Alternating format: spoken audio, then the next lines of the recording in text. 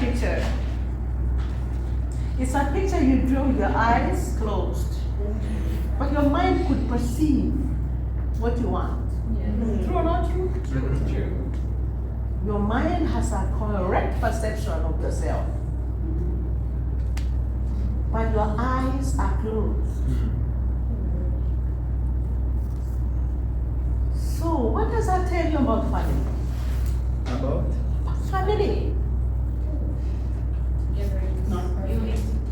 Family is not perfect. That's the first thing. So many persons have the ideation of a perfect family. And the mind tells you must have this kind of a family. Very perfect. Error-free. Mistake-free. Therefore, you are looking, that's the kind of a family you want. But the reality is, there are many things about a family you don't see. And there are imperfections. What else does it tell us about family?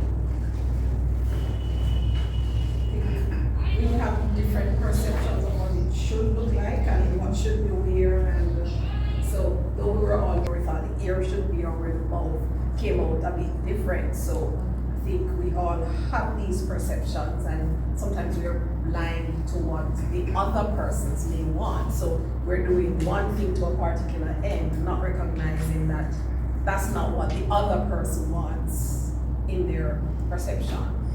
Amazing you say that, because there are factors we are unaware and aware of. That eyes, the eyes represent awareness. You are aware of what you're doing. There are so many things we are unaware of. And in the perception we have, the lack of awareness will make us misrepresent our family totally. What else do you see about family? Yes, ma'am. We should act and then work together to make things work. How do you see that, ma'am? How? I'm looking at my face here. Yes. My ears, one side. My hair all over the place. But I'm in tune. I'm working with what I have. Absolutely. It is you. Someone drew of you. You drew in the perception you have and the awareness you had, which was limited. So you saw, you laughed at the picture. And accept it. Did you see it? Yes. None of us said, everyone laughed at it. Why? Because it came out different than you expected. If we laughed a little more about our families, there will be fewer conflicts at home. Yes. If we learned a little more about the mistakes we see in our homes and try to look at how it is, we would have less fights. And that is precisely what our best man told us when we were getting married. He said, when you go to your honeymoon and it's your first night and you're trying things out and they don't work, just laugh at it and try again. And which means that in family, mission to the family. What are we doing right now? Is laying the foundation of some of the things we're going to talk about. Because family is serious business. It's serious matter. Family is the bedrock of everything, of society. What we have in our country today is because of the families we have in the countries. What we have in our church is because of the families we have in that church. What you have as an individual is because of the family you grew up in. When you look at it, the family is foundational for so many things, but not many people see it that way. But here, we want to see that actually there is that factor of the family, that it is the foundation. So we are laying it to say that the family is important, even if family is imperfect. Family is important, even if family is imperfect. We want to hear a contribution of what you learned from that exercise. Yes. Mr. Granny, Yes. Yes, a perception in our minds as what we would want it to be or what we think it's supposed to be. So ideally that is what we want. But then when we aren't so aware of our reality, then we can't seem to come to the beauty that was perceived. See, we know it, but if there might be some things that are diverse in the family, and if we're not aware, and somebody said something like that before, of who I am as a person. Sometimes parents probably compare kids not appreciating their differences and how they can be strong, wherever they can be strong, So, very interesting when you're not seeing what is happening, because there are a lot of things that happen in family that are beneath the surface. You're not seeing it, and sometimes we end up cursing out, end up having feelings that we don't need to have, kind of thing. And so the beautiful picture what I like, And that is so important. So the healthier the individuals are, the healthier the family. The more unhealthy the families are, the unhealthier the family.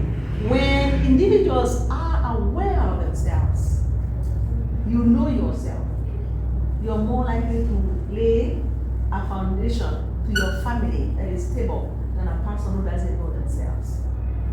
So many times we think that family, or when people are going to marriage, because most families are formed from a union of a romantic union. That's how most families are formed. A man and a woman somewhere have to, before the diversities that have been introduced in the variables of changes which we will be looking at some point, the foundation that was laid first in the foundation is man and woman.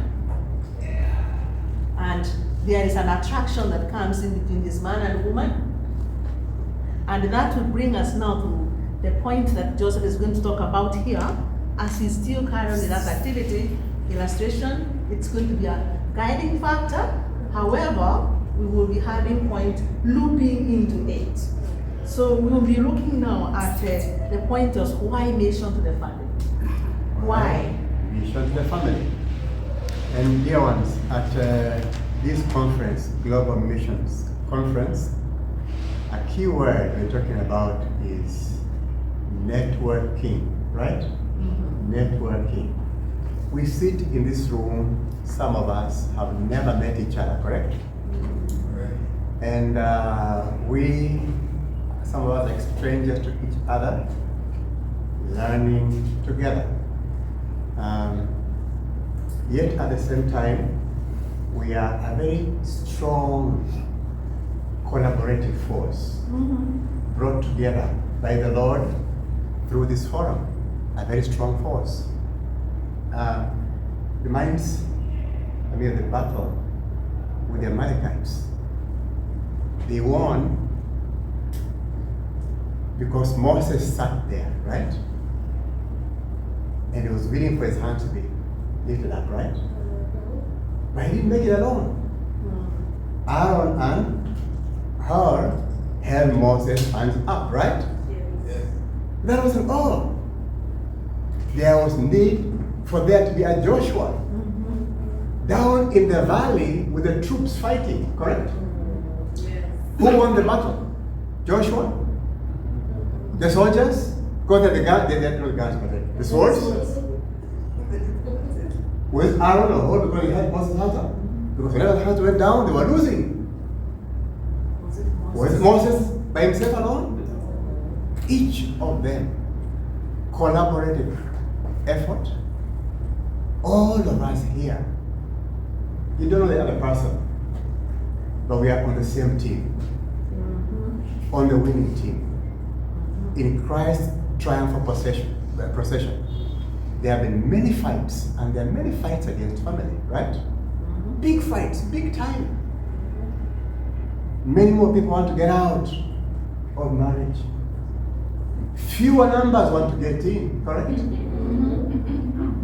Increasing numbers of young people are saying this thing called marriage, no, is outdated, right? Has the truth changed?